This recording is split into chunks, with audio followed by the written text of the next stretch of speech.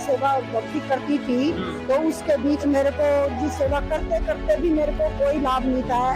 ये कि मेरे को जैसे भूत प्रसाद तो प्राय सब कुछ दिखते थे, मुर्दा दिखते थे, सब कुछ दिखता था मेरे को। और मेरे को शेरा वाली माँ दिखती थी, खूब दर्शन देती थी पूरे श्रृंगार में। जैसे मेरे लाड करती है, सपने में आके मेरे को बेटी कहती है, सारा श्रृंगार देती थी, सब कुछ करती थी। और उसी टाइम में बीमार हो जाती थी। और मैं ना रात को सोते समय भी डरती थी कि कभी मेरे को मुर्दे ना दिख जाएं। हमारे मेरे हस्बैंड के रूप में मेरे को जिन वगैरह ये चीज दिखा करती थी। जैसे मगर भी मैं एक सत्संग डेली सुनती थी अपनी दुकान में बैठ के। हाँ, लड्डू गोपाल कहाँ क्या, मैं सब कुछ भूल गई। मैं लड्डू गोपाल के मेरे गेट पे फूल टंगे रहते थे पूजा के, फूल मेरे पैर नहीं रुके। फिर मैं जाती तो मैं एक दिन तो ऐसा हो गया जैसे गुरु जी ने मेरे माँ की चेहरा पकड़ा और मेरे को चारों बार से घुमाते, मतलब बेटी देख मेरी नजर में नजर डाल के दे। तो मैंने जब चीज हर के गुरु जी की नजर में नजर डाली तो मेरे को ऐसा लगा कुछ मेरा हुआ है, जब मैं कुछ भूल गई हूँ, मेरा कुछ हुआ है। मैं नमस्कार, एक बार फिर से आपका स्वागत है कबीरा युग चैनल पर। हमारे साथ मीना दासी जुड़ चुकी हैं जो कि नजफगढ़ से हैं। चलिए उनके आध्यात्मिक जीवन के बारे में बात कर लेते हैं। जी नमस्कार। सच्चाई जी। संत रामपाल जी महाराज जी से जुड़ने से पहले आप क्या भक्ति साधनाएं करते थे? मैं भक्ति साधना ये करती थी जो और देवी देवता की, शेरा वाली माँ की, शिव जी की, पार्वती की, ये लड्डू गोपाल की, ये भक्ति करती थी। जैसे खाटू श्याम जाना, वैष्णो देवी जाना और तीर्थों पे जाना, जैसे माता वगैरह निलाना, सेवा करना, ये करती थी। जब आप ये साधनाएं कर ही रहे थे तो क्या कारण बना कि आप संत रामपाल जी महाराज जी की शरण में आए? जी, ये कारण ऐसे बना कि मैं जैसे और ये सेवा भक्ति करती थी, तो उसके बीच मेरे को जिस सेवा करते करते भी मेरे को कोई लाभ नहीं था। ये कि मेरे को जैसे भूत प्रसाद तो प्राय सब कुछ दिखते थे, मुर्दा दिखते थे, सब कुछ दिखता था मेरे को। और मेरे को शेरा वाली माँ दिखती थी, खूब दर्शन देती थी पूरे श्रृंगार में। जैसे मेरे लाड करती है, सपने में आके मेरे को बेटी कहती है, सारा श्रृंगार देती थी, सब कुछ करती थी। और उसी टाइम में बीमार हो जाती थी। और मैं ना रात को सोते समय भी डरती थी कि कभी मेरे को मुर्दे ना दिख जाएं। हमारे मेरे हस्बैंड के रूप में मेरे को जिन वगैरह ये चीज दिखा करती थी। जैसे मियाँ बीबी रहते हैं एक साथ, तो उसके रूप में भी मेरे को दिखती थी, ये जिन वगैरह दिखते थे। और मैं बहुत परेशान रहती थी, मतलब इतनी भक्ति करते करते भी, पूजा पाठ करते करते भी मैं इतनी परेशान रहती थी कि मेरे को रात को सोते समय भी डर लगता था। ठीक है। हाँ, तो इसलिए फिर मैं जैसे लड्डू गोपाल की सेवा करती थी, तो मैंने दुकान कर रखी थी। तो मेरी एक दुकान छोड़ के तीसरी दुकान में एक माई थी, तो वो नादान उम्र की थी। तो मैं अपने लड्डू गोपाल की सेवा करके दुकान खोलती थी, तो उसी टाइम वो भी आ जाती थी। वो एक दिन ये बोली कि आंटी, मैंने है ना टेलर की दुकान करी है यहाँ पे, आपके पास कोई आटा पिसवाने के लिए आए तो आप मेरे को सूट वगैरह सिलने के लिए कस्टमर भेज देना। तो मैं बोली कि ठीक है। मैं अपने सूट अपने आप सिलती थी, तो कुछ भी धागे की या किसी चीज की मेरे को जरूरत पड़ती थी, मैं उसी से मांग लाती। तो वो 24 घंटे कानों में लीड लगा के, मुझे नहीं पता था वो सत्संग सुनती है कि क्या सुनती है। मैंने तो वही जगत की थी, मैं जब मेरे को ये पता नहीं था, मैं तो सोचती थी ये लड़की गलत है, मैं उसको ये सोचती थी। तो एक दिन मैंने जबरदस्ती उसकी लीड हटा के अपने कान में लगा के देखी। उसमें गुरु जी का सत्संग चल रहा था, तो वो लीड में सुनती सुनती अपने आप मुस्कुराती, अपने आप बात करती थी। मुझे नहीं पता किससे बात करती थी। फिर मैंने उसका सत्संग देखा, हाँ सत्संग तो चल रहा है भाई। तो फिर मैं बोली कि मैंने एक दिन से पूछ बैठी, मैं ऐसे बातों में कहा, ऐसे आपके क्या गुरुजी हैं जो तूने इतनी उम्र में और सत्संग ले लिया? सत्संग लेते समय मेरी 40 से 45 साल की उम्र होगी। मैं बेटा सत्संग तो हमारे जैसे उम्र के, तुम्हारी तो कुछ भी एज नहीं है, हम सत्संग लेते तो कुछ अच्छा भी लगता। और तूने तो अभी दुनिया भी नहीं देखी है, क्या देख लिया तुमने जो तुम सत्संग लेके बैठ गया? तो आपकी धारणा ये थी कि जो भक्ति की जो उम्र है वो बुढ़ापे में ही है? हाँ। अच्छा, तो फिर जब आपने उनसे बात किया तो आपको क्या बदलाव महसूस हुआ? मेरे को बदलाव ये हुआ कि इतनी उम्र में इसने नाम दीक्षा ले रखी है और हमने तो ये चीज सोची भी नहीं है। तो मैं बोली कि बका बेटी, हम जो इस उम्र में आए तो हम तो अच्छे भी लगे सत्संग लेते हुए, तुम्हारी तो दुनिया भी देख के, अभी तेरे बच्चे भी नहीं हुए, अभी तो तेरी शादी हुई है, और तू सत्संग लेके बैठ गई, तो तूने क्या देखा है ऐसा गुरु जी में जो तू सत्संग ले लिया? तूने कभी अपने गुरु जी के दर्शन देखे हैं? देखे हैं अपने गुरु जी? तो उन्होंने बोली हाँ मैंने तो अपने गुरु जी देखे हैं। उनसे ये बात बोली कि आंटी मैं आपसे यही सवाल मैं आपसे पूछूं कि आपने अपने लड्डू गोपाल देखे हैं? तो मैंने ये कहा मेरे एकदम दिल में सुई की तरह चुभ गई वो बात जाके। मैंने तो ये कह दिया उनसे कि तुमने अपने गुरुजी देखे हैं? उसने तो मतलब सीना तान के बोली कि हाँ मैंने अपने गुरुजी देखे हैं और रोज देखती हूँ मैं उनको। और उसने मेरे को एक सवाल पलट के कहा क्या तुम्हारे लड्डू गोपाल तुमने साक्षात देखे हैं? भाई मैं तो सुई से चुभ गई। तो एक दूसरे दिन मैं उसकी दुकान पे गई, तो फिर मैं उसने तीसरे दिन उसने गुरुजी का पोस्टर लगा दिया दुकान पे। अब मैं उस पोस्टर को देख के डरने लग गई। डरने क्यों लग गई? मैं नजर चुराने लगी। पता नहीं मेरे अपने आप पैर उस दुकान की तरफ क्यों खींचने लग गए पैर मेरे। तो मैं उसकी दुकान पे जाती तो मैं ये मन में ये दृढ़ता बना के चलती अपनी दुकान से ही कि मैं उस पोस्टर की तरफ देखूंगी नहीं। और फिर भी मैं बात उस लड़की से कर रही हूँ और मेरा ध्यान उस पोस्टर की तरफ है कि मेरे से कोई कह रहा है कि तू देख बेटा, तू मेरी नजरों में नजर डाल के देख, और मैं उस चीज से नजर चुरा रही हूँ। तो मैंने वो नहीं देखा। फिर मैं चौथे दिन फिर गई, मेरे जाना रोज का वही हो गया। अब मेरे पैर नहीं रुके। फिर मैं जाती तो मैं एक दिन तो ऐसा हो गया जैसे गुरुजी ने मेरे यहाँ से चेहरा पकड़ा और मेरे को चेहरे को ऐसे घुमा के मतलब बेटी देख मेरी नजर में नजर डाल के देख। तो मैंने जब जी भर के गुरुजी की नजर में नजर डाली तो मेरे को ऐसा लगा कुछ मेरा खोया हुआ है, जो मैं कुछ भूल गई हूँ। मेरा कुछ खोया हुआ है, मैं भूल गई हूँ, उसको मेरे को तलाशना है और देखना है। जिस चीज की मेरी तलाश है वो मेरी यहीं पूरी होगी। तो फिर मैं उससे बोली कि बेटा तेरे गुरुजी का ऐसा क्या सत्संग है जो क्या सत्संग है, ऐसी क्या शक्ति है? तो तुम्हारे गुरुजी को बोले कि आंटी मैं ज्यादा तो अपने गुरुजी की नहीं कह सकती, पर मैं जो मेरे को वो लाभ हुआ है वो मेरे को पता है। आप साधना चैनल पे सत्संग सुना करो, साधना यूट्यूब खोलो और उसमें साधना चैनल पे बोल के यूट्यूब में और उसमें सत्संग सुनो। मैंने पहला सत्संग सुना मंदोदरी का, ठीक है, वो सुना। फिर कितने राम आए कितने गए, कितने हनुमान जी का सुना, बकरे वाला सुना। मैंने 8-9 सत्संग सुने। भगत जी मैं एक सत्संग डेली सुनती थी अपनी दुकान में बैठ के। कहाँ लड्डू गोपाल, कहाँ क्या, मैं सब कुछ भूल गई। मैं लड्डू गोपाल के मेरे गेट पे फूल टंगे रहते थे, पूजा के फूल मेरे डेली आते थे पूजा के अलग से, तो वो टंगे रहते थे। मेरा आदमी कहता आज तूने पूजा नहीं की, तेरे फूल टंगे हुए सारे, तू सेवा नहीं करती। कुछ भी मेरे घर में मिठाई का डिब्बा कुछ भी रहता मैं भोग लगाती थी, वो भी सब भूल गई। मैं चौथे दिन तो ये भूल गई कि मैंने जोत भी लगानी है। मैं लड़की से कहती बेटा मेरी तबीयत ठीक नहीं, तू जोत लगा दे। मतलब जोत से भी मोहता छूट गई थी। मेरी लड्डू गोपाल की सेवा तो क्या करनी मेरे को वो मोहता छूट गई। मेरे 10 दिन में मेरी पूजा पाठ अपने आप परमात्मा ने छुटा दी।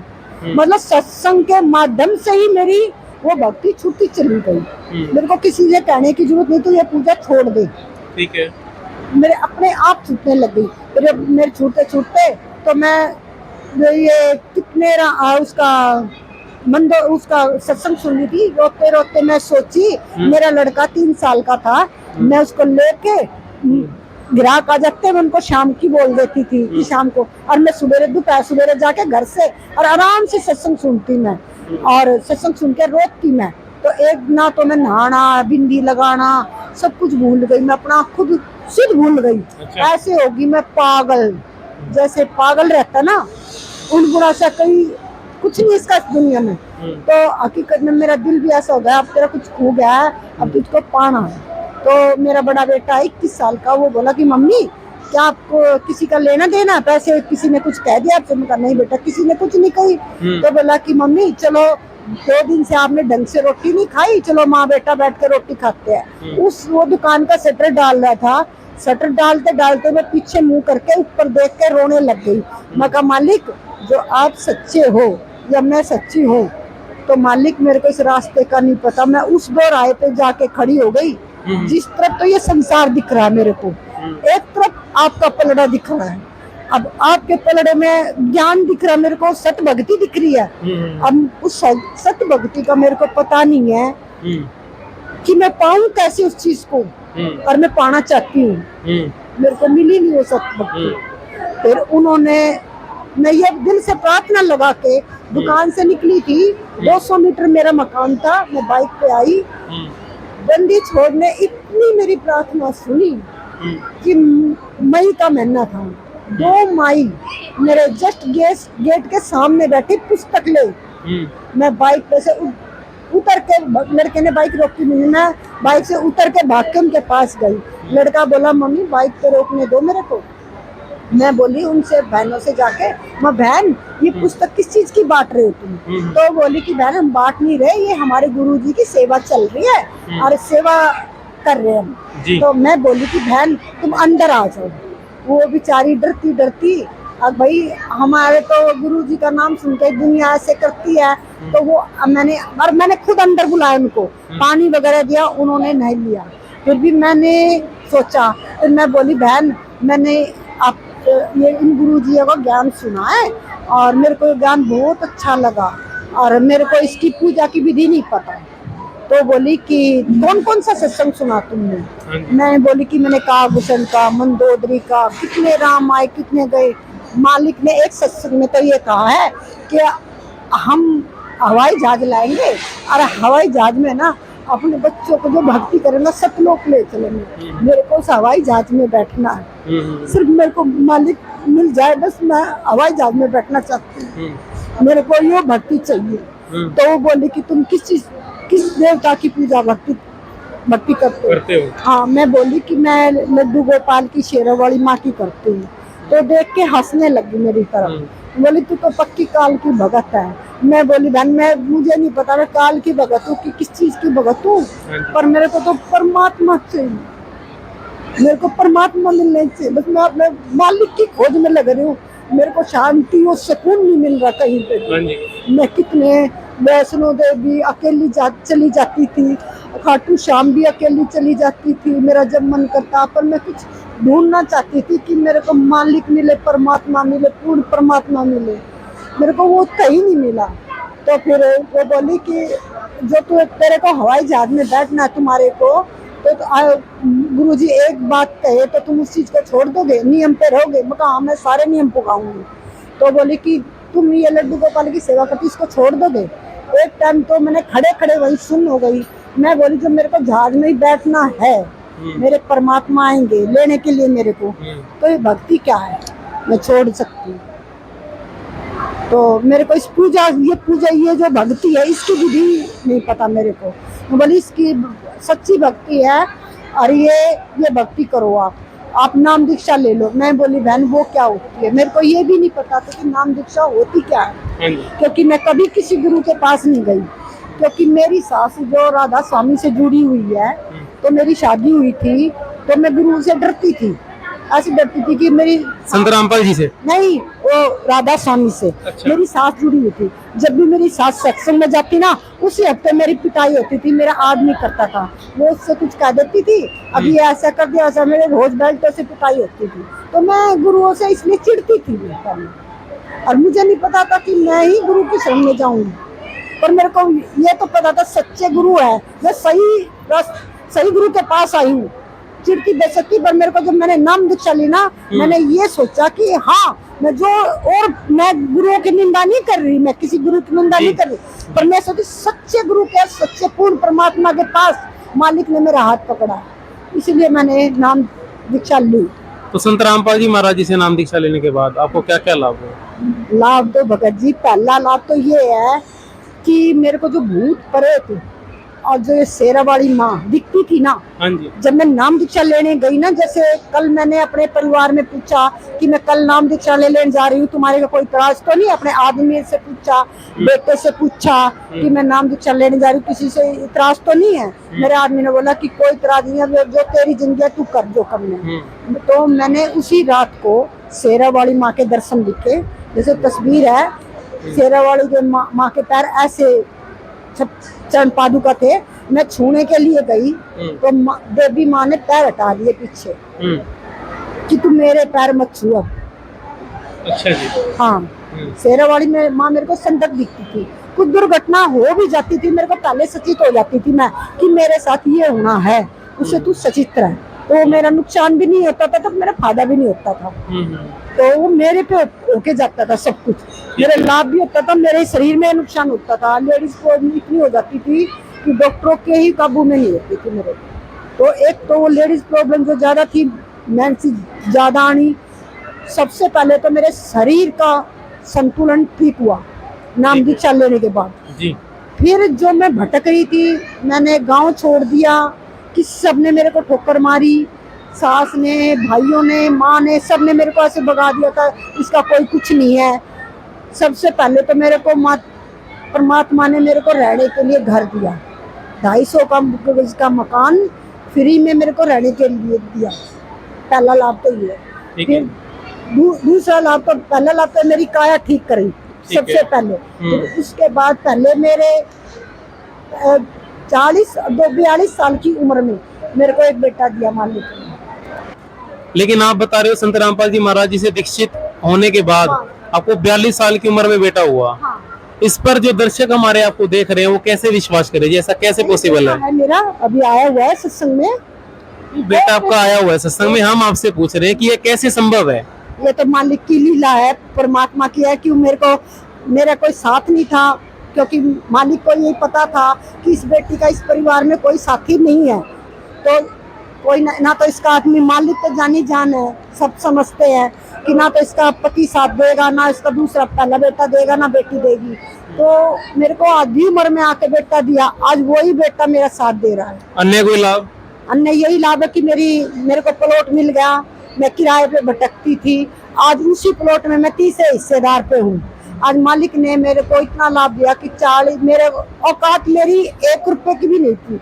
आज मालिक ने मेरे को 40 लाख का हिस्सेदार बना के खड़ा कर दिया। आज मैं मालिक की दया से, मैं नहीं, मालिक ही दिलाएंगे, मालिक ही दिलाना। आज मेरे को 100 गज का मकान में देखने के लिए गई हुई हूँ, देख लिया मैंने, मालिक ही दिलाएंगे इसको।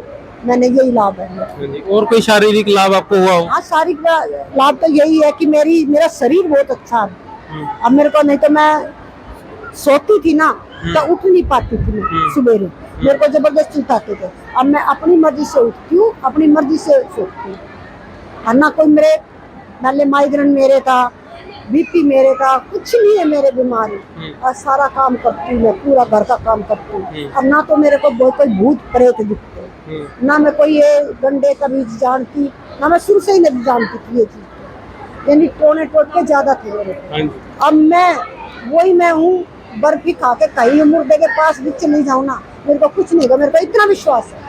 एक हम देख पा रहे हैं आपकी हाथ की उंगली भी एक आई हाँ, जैसा कटी हुई है। मैं कैमरामैन से कहूंगा एक बार दिखा दें, इनकी हाथ की उंगली भी कटी हुई है। इसके बारे में क्या कहना चाहेंगे, क्या हादसा हुआ आपके साथ? 2006 में मैं बिजली ने पकड़ ली थी और मेरे को कहीं भी पूरे अस्पताल में कहीं भी किसी ने मेरे को भर्ती नहीं किया था। राम मनोहर लोहिया, सफदरजंग, तुम्हारा ये जाफरपुर, दीनदयाल, किसी ने भर्ती, राम मनोहर अरविंद में जाके मेरे को भर्ती करा। मैं इस साइड से पूरी जली हुई, ये चीज मेरी जली हुई है, दिखा देता, ये साइड जली हुई है मेरी। और तो मालिक ने क्या पता भक्ति के लिए मेरे को मौत के मुंह से मेरे को बचा के लाए हैं। मुझे मालिक की शरण में आना था। तो जो दर्शक आज आपको देख रहे हैं उनको क्या संदेश देना चाहेंगे? तो यही संदेश देना